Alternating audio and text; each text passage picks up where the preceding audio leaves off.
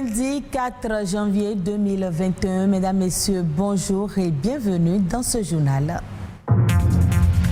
La communauté internationale célèbre ce 4 janvier la journée mondiale du braille, une occasion pour rappeler que l'action pour plus d'égalité, d'accessibilité et d'autonomie pour les personnes déficientes visuelles doit être plus que jamais poursuivie. Il est désormais plus facile aux citoyens de Cotonou de mieux s'orienter, ceci grâce au plan d'adressage, une opération qui consiste à identifier toutes les rues de la ville. Puis l'Algérie vit depuis quelques mois une crise de liquidité. Les experts recommandent comme solution une réforme du système bancaire.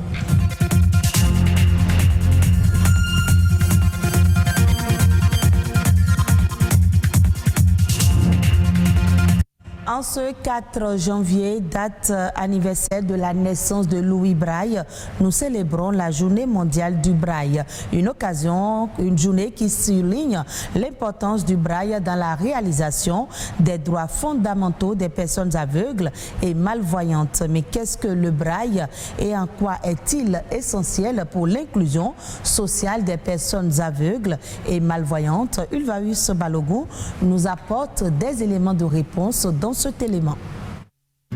Si les personnes aveugles ou fortement malvoyantes du monde entier peuvent aujourd'hui lire et écrire, c'est grâce à Louis Braille. Ce jeune Français, né le 4 janvier 1809, va mettre au point entre 1825 et 1829 ce système d'écriture et de lecture en point saillant qui portera désormais son nom.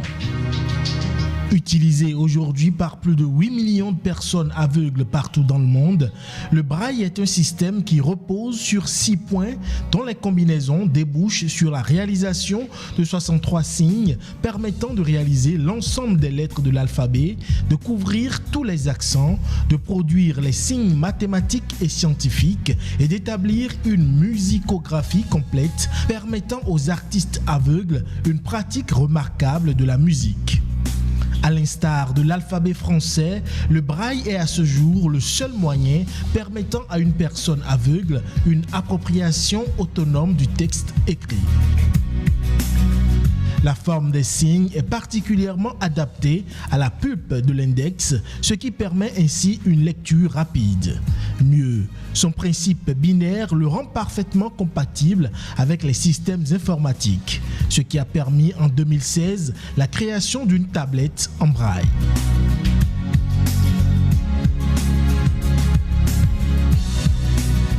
Ce système d'écriture tactile à points saillants donne aux personnes aveugles et malvoyantes un accès aux mêmes livres et revues que ceux destinés à une lecture visuelle.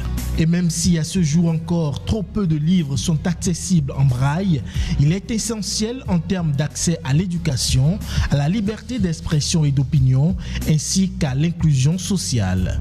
D'ailleurs, la pandémie de la Covid-19 a révélé à quel point il est vital de produire des contenus en braille ou en format audio pour les personnes aveugles ou malvoyantes afin de leur éviter d'être exposées à un risque de contamination parce que n'ayant pas accès aux directives et aux précautions destinées à protéger la population. Le braille continue encore et certainement pour longtemps d'être le support privilégié des aveugles, un moyen indispensable à l'acquisition des connaissances. La numérotation des maisons et boutiques fait partie du processus de développement à Cotonou. L'adressage dans sa phase technique est terminé, mais certains citoyens semblent encore ignorer son utilité et peinent à s'en servir. Qu'est-ce que donc l'adressage et quels usages peut-on en faire? Élément de réponse dans ce reportage. Un peu partout à Cotonou, il n'est pas rare de lire à l'entrée des maisons et des boutiques, des immeubles de commerce, des sociétés et bâtiments publics, un numéro sur fond bleu. Mais à la question de savoir si les Cotonnois connaissent son utilité, les avis sont partagés. On voit souvent les numéros sur certaines maisons, pas sur toutes les maisons. Mais on ne connaît pas l'utilité de ces numéros. Ces numéros, ce n'est pas forcément pour l'indication des lieux. Bon, on n'a jamais pris attention pour ça, quoi. Et encore, le numéro de chez moi, je ne le sais même pas. Je ne le connais même pas, en fait. Plusieurs citoyens béninois comme Ismaël ne connaissent pas l'importance de ces numérotations. Pour eux, les spécialistes l'appellent adressage, un système d'identification qui facilite le repérage dans la ville. L'adressage permet aux citoyens, aux entreprises, à tous les acteurs de la ville de mieux s'orienter par rapport aux ambulances. Et vous allez constater les interventions d'urgence. Ça permet aux populations d'indiquer avec précision à ces structures de mieux retrouver là où l'incident s'est produit. Comprendre l'adressage semble être une tâche fastidieuse. Et pourtant, pour se retrouver dans une zone par rapport à une adresse, la méthode est simple.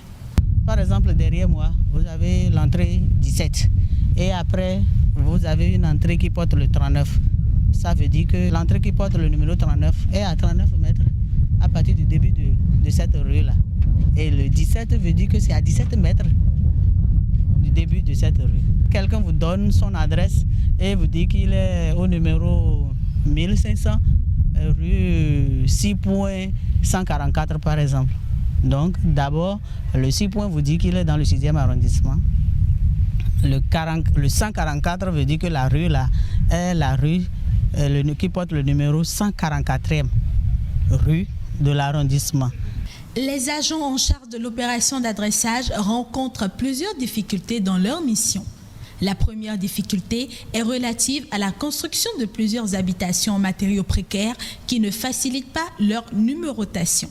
L'autre difficulté aussi est qu'il y a des zones qui ne sont pas encore lotis à Cotonou, qu'on n'a pas pu adresser encore. Et il y a d'autres qui sont lotis, mais bon, les géomètres, on ne sait pas comment, ils n'ont pas déposé le plan de la zone.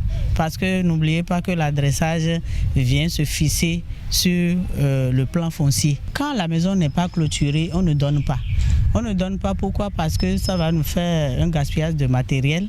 Et comment ça va être utilisé le numéro qu'on leur a donné? Puisque ceux qui y vivent ont une entrée pour rentrer chez eux, mais ils n'ont pas de clôture. Au-delà du fait de faciliter l'indication, l'adressage permet un meilleur contrôle des ressources fiscales de la ville. Les citoyens sont donc invités à se rapprocher de leur municipalité pour obtenir leur adresse ou signaler tous travaux de modification touchant à leur bâtiment. L'opération est gratuite. Parlons à présent du dessin. Il est défini comme une représentation d'objets, de personnages ou de paysages. Il existe dans sa forme simple, mais il peut aussi prendre des dimensions artistiques et donc contribuer à redorer l'image culturelle d'un pays. Constantin Adadia nous en parle. Dessiner devient un art quand le simple dessinateur décide de s'exprimer, décide de donner, d'apporter sa vision du monde. Et à travers une œuvre, et l'œuvre doit avoir des caractéristiques d'originalité, c'est-à-dire que l'œuvre doit être originale et l'œuvre doit être unique. Donc le dessin, le simple dessin qui est des gribouillis et autres, devient un art quand l'artiste singularise cela. Depuis toujours, le dessin n'est pas très connu en tant qu'art. Le dessin, disons, est un peu ignoré. Mais depuis quelques années, ça commence par petit à petit évoluer. Beaucoup de jeunes s'affirment aujourd'hui en tant que dessinateurs. Non seulement ils le font, mais aussi ils essaient quand même de se montrer, d'attirer la lumière vers eux et faire en sorte que cet art qu'est le dessin maintenant aujourd'hui soit reconnu et que cet art soit, disons, mis à la place qu'on lui doit. Voilà. Bon, nous avons différents types de dessins. Nous avons la caricature, nous avons la bande dessinée, nous avons l'illustration, nous avons les tatoueurs, nous avons la graffiti. Le dessin fait déjà beaucoup pour l'image culturelle, à travers déjà les décors, à travers les bas-reliefs, à travers tout ce qu'on peut trouver dans la ville comme images et autres. Et aujourd'hui, le dessin peut apporter beaucoup parce que c'est le dessin qui illustre tout ce qui est événement, tout ce qu'on décide de transcrire en image, c'est le dessin qui le fait. Et le dessin apporte aussi beaucoup à travers des motifs, à travers la création, le design et autres. Donc le dessin apporte beaucoup à l'image culturelle du Bénin. Information hors du Bénin, le Tchad débute l'année 2021 sur un nouveau confinement d'une semaine renouvelable dès ce 4 janvier et ce pour une durée de 3 jours. Les vols commerciaux ne pourront plus atterrir à l'aéroport international de N'Djamena à l'exception des vols cargo. Cette décision, bien que souveraine, a du mal à être comprise. Le nombre de nouveaux cas de coronavirus est en hausse. Il a en effet atteint 33 pour la seule journée du 29 décembre 2020, un niveau qui n'avait pas été atteint depuis le 29 mai 2020. Mais le Tchad reste un pays faiblement touché par la pandémie. Depuis le début du décompte, 2077 cas ont été recensés pour un total de 1703 guérisons. Une centaine de décès a été déplorée. Déjà à l'échelle africaine, cette situation de la pandémie est relativement faible et à l'échelle du monde, c'est presque insignifiant.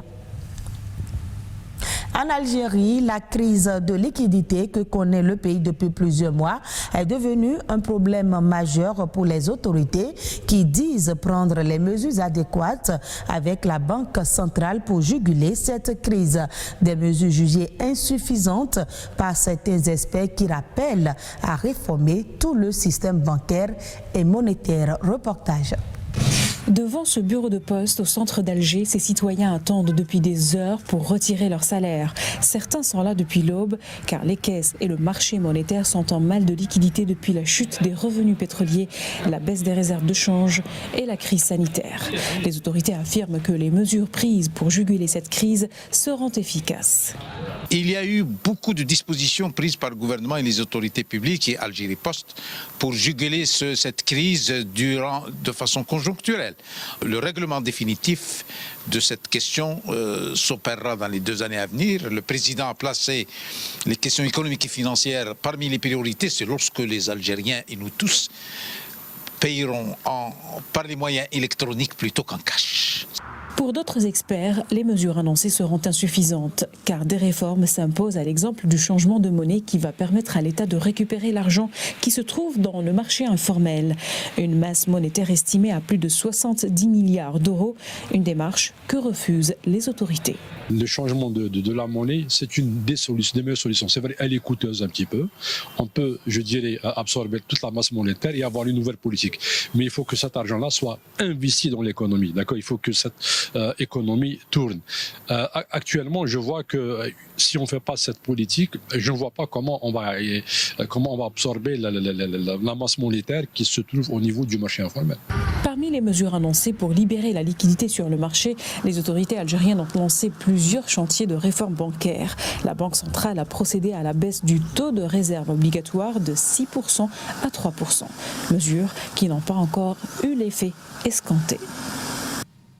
Retrouvez ce journal sur le www.oactb.bj. Merci à vous de nous avoir suivis. Je vous retrouve à 19h45 pour d'autres informations.